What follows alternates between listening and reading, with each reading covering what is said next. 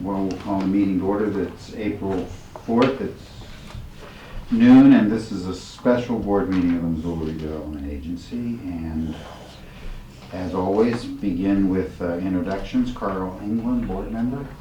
Tasha Jones, board member. Chris Bean, MRA staff. Annette Marcia, so MRA staff. Todd Gass, MRA staff. Louis Miller, Dick Anderson Construction. Leslie Pugh, MRA staff. Ellen Buchanan, MRA staff. Melanie Brock, board. Nancy Mull, board. Okay.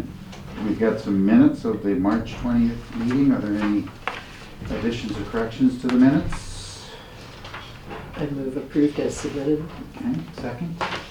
Second it. Okay, all in favor say aye. Aye. Any opposed? None? Okay. Any public comments or announcements or matters that aren't on the action item? Yeah, speaking of minutes, Leslie got a really nice email this morning complimenting her on the thoroughness of her minutes and how helpful they are when people are trying to keep up with what the MRA boards do. Great. Yeah. Way to go, Leslie. Yeah. Yeah? I know they're a lot of work. So, thank you. Thank you. Anything else? If not, we'll move to the action items, and first two deal with the Montana Rail Link Park. Annette, are you up on both of these? I am on both of them. Okay. So the first item is to request approval for Dick Anderson Construction to be the CMAR for the remainder of the project. At the February meeting, the board approved Dick Anderson Construction to provide pre-construction services for the project. We've been very satisfied with the work that they've helped us with and how they folded into the team. And we would like to retain them for the remainder of the project. And just asking for approval for that. Okay. Anything? Want to add anything? Oh, here to answer questions if if I can do any help there. All right. Any questions from anybody? Yes. So this is an indication that the pre-construction period is over? It is, yes, it's technically over because we're doing, well, it gets a little Even complex though the because- next motion really relates to pre-construction? Well, it actually begins construction. Oh. The next item actually begins construction. Okay. There are two sort of phases. If I may, there'll be some overlap with pre-construction services and construction service. We did an early work package that you'll, I believe, see here in a minute for the solar remediation. So there's some overlap with pre-construction services and this early work package that we chose to put out, Okay. solar remediation. Okay. So was the amount that we approved before, was that just for pre-construction services? Yes. Okay, so we don't have an amount of what the construction services will be? We do not, because those will be coming in the guaranteed maximum price. So the next item that we'll talk about is part of the construction package. When the guaranteed maximum price for the remainder of the park comes forward, that will be the remainder of the construction fee for the remainder of the project. And the goal is to have that at your regular April meeting? Mhm. Okay. We wanted to get started on the soil removal because that has to happen before anything else can happen. Right, and we have to pick the contractor first in order for the contractor to work with the designer, architect slash landscape Right. architect to put together the whole package. Right, except they have been working on some of that as pre-construction. Yes. Correct. Consultation. Okay, Correct. all right. Which is the same thing we did on Park Place. Okay, so does the city council have to approve this? No. Okay. When we took it to City Council, we explained that the board had given approval only for pre-construction services. We asked for approval for the entire pre-construction and construction, with the understanding that if the board did not approve Dick Anderson for construction services, we would go back to City Council. We were just trying to save a trip to City Council. The aspect of this that will go back to City Council is the bonding. We will do a bond that reimburses the purchase of the property, that pays for the construction of the trail, that pays for the construction of the park. And so they'll approve the bond resolution, but as far as approving the contractor or the GMPs, that's this board's responsibility. Is the trail part of Dick Anderson's That work? was a totally separate project. It's been Okay. awarded and I guess is under construction technically. Started It's this week. scraping around. They mobilized Monday. Okay. So you guys are doing the park only, Correct. and there's no anticipated problems in terms of coordinating trail, park? No. We don't anticipate. Obviously, there's got to be some coordination stuff there, but no, we're not anticipating any concerns or issues. You're talking to those other people? Yes. Well, and the trail is being constructed almost entirely on MRL right away, rather than within the property that the city purchased from MRL. And then that was MRL's choice to do it that way. And quite frankly, the schedule that the trail has put forward is very aggressive, and they'll be almost finished before, we'll just be beginning park work when the trail gets finished if they stay on schedule. Yeah, I think we're looking at what, June? End of May, yeah. Just do maybe a ribbon cutting in June. Okay, anything further? If not, is there a motion? I'll move that we approve Dick Anderson Construction as the preferred construction manager at risk for construction in Emerald Park. Authorize staff to negotiate a contract with Dick Anderson for construction phase services and authorize the board chairman to sign the contract. Is there a second? Second. Is there any further discussion? Any public comments? Anything else? If not, all in favor say aye. Aye. Any opposed? None? Thank you. Thanks for your interest. He's the next item too. And you're the next item too. Okay. Annette, guaranteed maximum price number 1 for soil remediation. Dick Anderson expects to prepare 2 guaranteed maximum price packages for MRL Park. The first is this soil remediation, and then the second will be for the balance of construction in the park. The soil remediation is being undertaken, it's going above and beyond what is required. When the city was doing due diligence for purchase of this property, had a phase 1, phase 2 environmental impact or environmental statement assessment.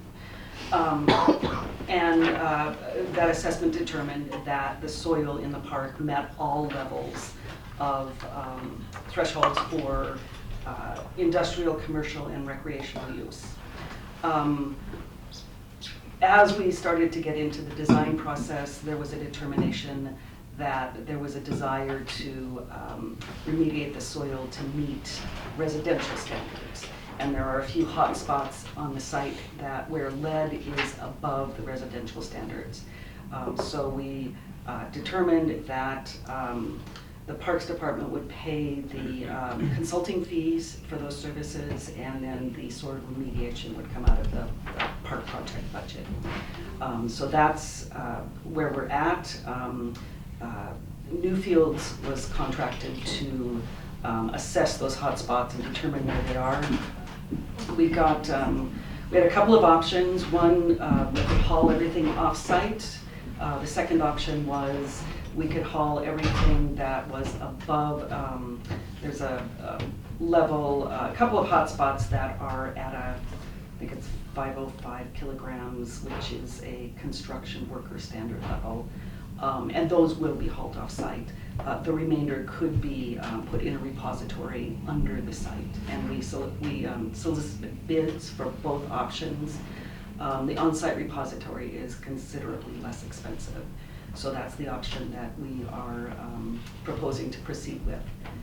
And so this, and as we just described, we would like to get that work done and over before the park work begins. It's requires special certification for the contractors to work with soil that has elevated levels of lead beyond residential standard. And so we didn't want to limit ourselves during the main construction,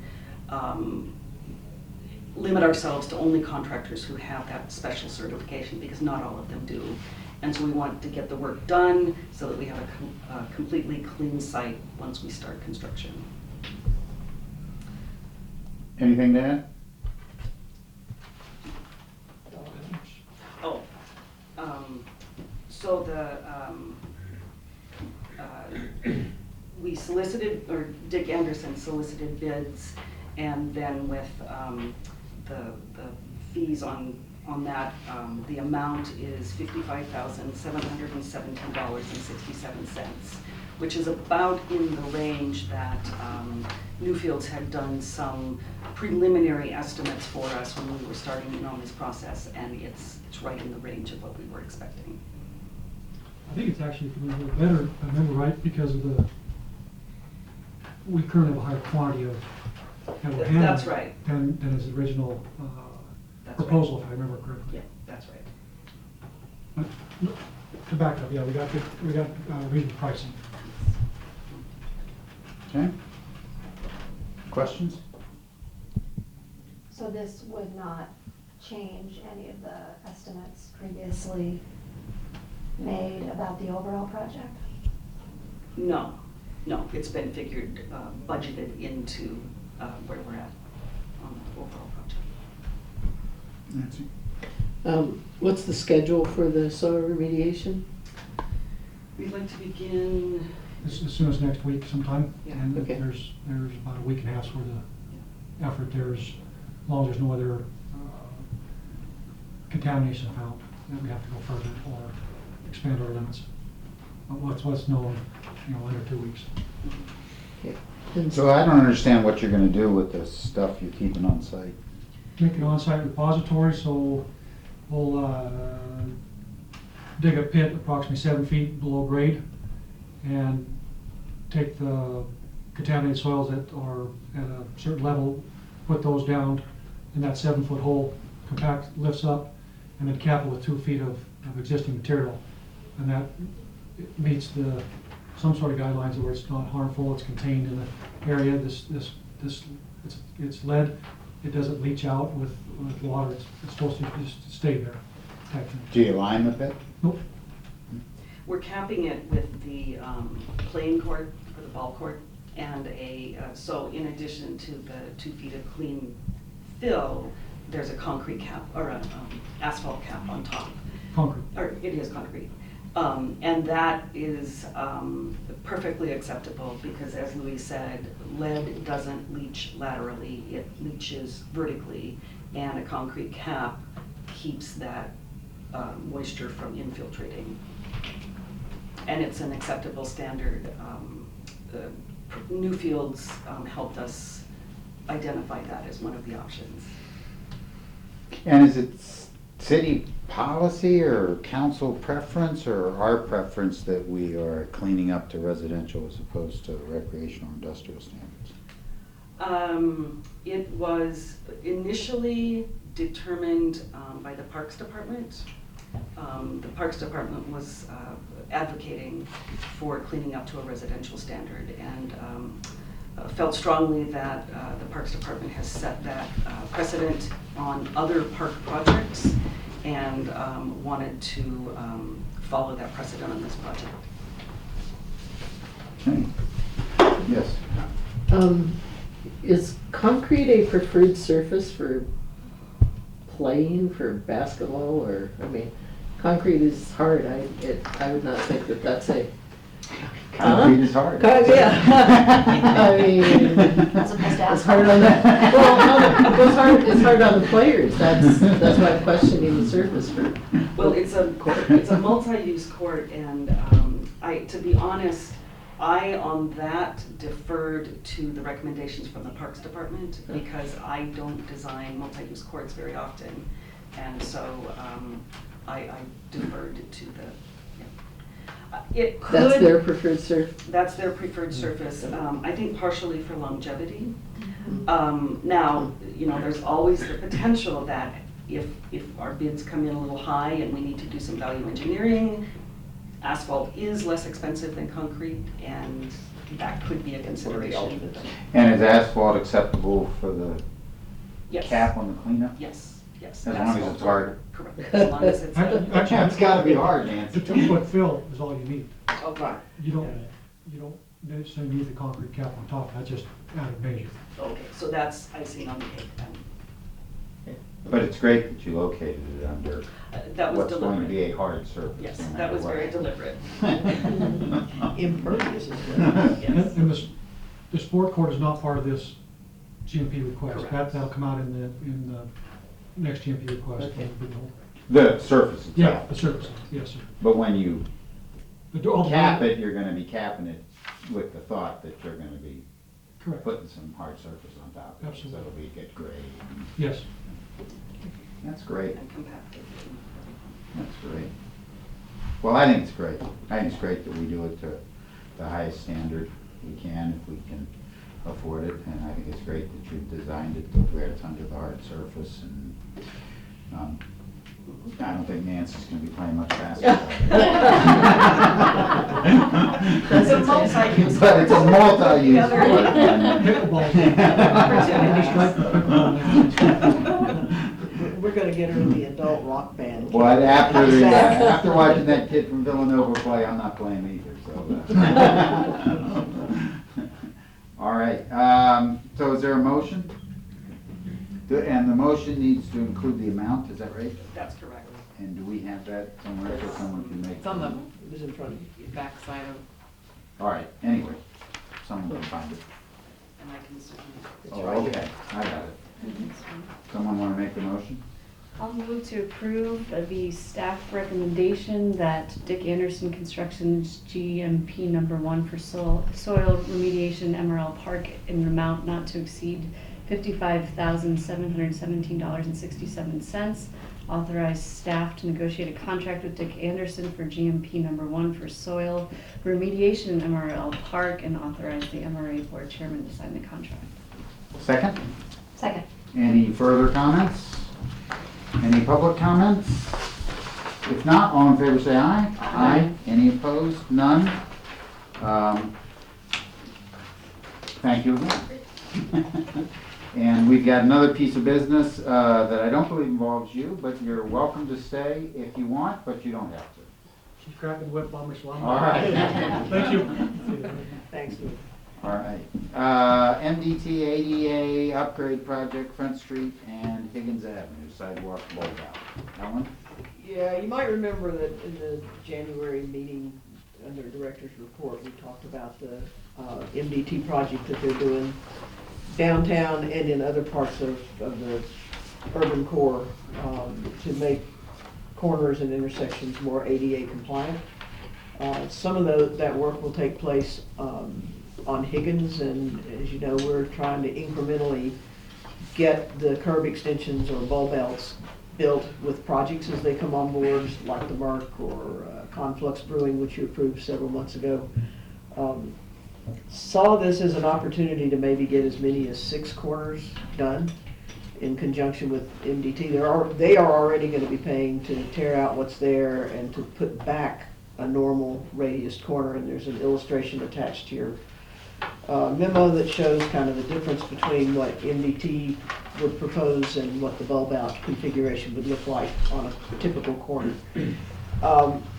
So to gain some economy and not have to pay the whole freight on these corners. So it was a couple of corners on Higgins and Main and then Higgins in front. Turns out the pesky crown on the streets in downtown is such that some of those you just can't do without completely reconstructing the street like we had to do with North Higgins project. Because you get back drainage, and the drainage will come into the ADA ramp and pool on the at the crossing, and in the winter turn to ice, or just be pools of water when we have a rainy season. So And the ice is hard, Nancy. ice is hard, but it's more pervious than concrete. So we had WGM Group evaluate the 6 corners. A couple of them just cannot be done without totally tearing up the intersection and reconstructing the street at a great deal of expense and disruption, and probably would not meet MDT's schedules on this project. It came down to three that were doable. One of them was about double the price of two of the others on Main and Higgins. And so my recommendation is that we only do the corner, the northwest corner at Front and Higgins, because we're gonna get the corner across the street done in conjunction with the Merck project, so there you've got a good tighter crossing to get across Higgins Avenue at that point and across Front Street to an extent. It just didn't make sense to do just one corner at Main and Higgins. We'll just do those incrementally as we can. But we're recommending that the board approve up to $31,400 to add the bulb out to that northwest corner of Front and Higgins Avenue. The original memo had a smaller dollar amount associated with it, and then we got an email from MDT over the weekend after the agenda had gone out that there's some additional charges that that the city will have to carry for, all state projects have this indirect cost capture that they tack on of 10.96%, I think, 9%. So that added some cost to this. There is in this cost an assumption that we may have to rebuild a catch basin manhole that's there. Those are brick, they can collapse during adjacent construction. Nobody thinks this one will, but wanted to go ahead and include it in the price just in the event that it does, so we don't have to come back and have board approved. So if that doesn't happen, then it's that plus the state markup would come off of the price, which would get it down to $25,852. But we're asking that you approve the larger amount today if you want to move forward with this, in the event that manhole does have to be reconstructed. Okay, questions? Yes. I have two. My first is when we convert Front and Main in the next 5 years, this will be done, they won't need to touch this part of that project. Do they have to get to the curb level when we convert Front and Main? There'll be places where there'll be a complete, well, there probably need to be some reconstruction. When Front and Main was studied, it hadn't been designed from an engineering perspective. What we looked at was doing it in possible phases. Mm-hmm. So the first phase it'd be great to do it all at one time. If we do it all at one time, we do the curb extensions, we do the pedestrian scale lighting, we do all the things like we did on North Higgins, other than protected bike lanes. So, but if that's too big a nut to crack, we can, we've got phases where you would just do the conversion, which primarily the cost is striping and modifying the signals, the traffic signals. Then you could come back in and do your curb extensions, and then you could come back in and do your lighting, or however the money is available. We've designed these so that they are compatible with that layout for the Front Main conversion. The only place that if we were doing all of these, or even 3 of them, I think, where you have diagonal parking, there may be the need to change the angle where that diagonal parking happens, but that's not the case on this because it's got parallel parking on either side of it. So we won't be tearing this out? No. Okay, perfect. No. And then my second random question is, this corner has a historical marker that just popped up. Do you see a free speech corner? Will they just take that out and put it back in? I'll put it back in. Okay, perfect. That's all I had. So the design is, MDT's happy with the design. It's just they won't do it because of the added expense? They will not. Because of the expense? Yeah. I mean, this project came in $2 million under budget, the overall project for Missoula. We had hoped that they would take some of that $2 million and actually improve the corners where we want to do the curb extensions. But there are a lot of needs across the state, so that $2 million has been reallocated to some other community. That makes sense. So, but they, It's so not- when they come in and they do their project, they do the standard They do the standard corner. and leave it to the local communities to say if they want something different, as long as it meets their guidelines, that's okay. I think it's fair to say it depends. For instance, when they were doing the traffic signal project, we encouraged them at the corner of Broadway and Higgins on the southwest corner to go ahead and put the curb extension in there, and they did that at their expense because that solved having those landscape areas that happen in the bulb outs. Gave them the ability to adjust the grades so that they met ADA without a great deal of expense. They couldn't meet their cross slopes with the way the crown was, and the way, you know, the geometrics were working out. So the curb extension actually benefited that project, so they paid for it on that corner. Okay, These don't meet that same criteria. I get it. So there isn't another step beyond this where we have to get MDT approval for this design or to do this, right? This will just be part of their project, and we'll pay the difference. Oh, okay. So they're gonna do it. Yeah, and there are another couple of intersections that the city development services is entering into an agreement with them to make some modifications further east that aren't in an urban renewal district. Yeah. So there'll be an MOU or a memorandum of agreement between the city and the state relative to these additional costs. And we'll just be a funding source for that. I get it. All right, thank you. Anything else? How is the other corner being funded? As part of the MARC project. And we'll reimburse the MARC for that, so we're paying for that one too. Okay. Just like we're paying for the corner at Conflux on Patty Street in Maine. And, yeah, Okay. it just, that becomes our standard for the sidewalk Mhm. reconstruction. Okay. Anything else? If not, is there a motion? I move approval of an amount not to exceed $31,400 to add a bulb out to the northwest corner of Front Street and Higgins Avenue in conjunction with the Montana Department of Transportation Missoula ADA Upgrades Project, and authorize the chair to sign the required agreements. Is there a second? I'll second it. Any further discussion? Any public comments? Anything from anybody? If not, all in favor say aye. Aye. Any opposed? None? I think that's all we have left on our agenda. And with that, we'll adjourn.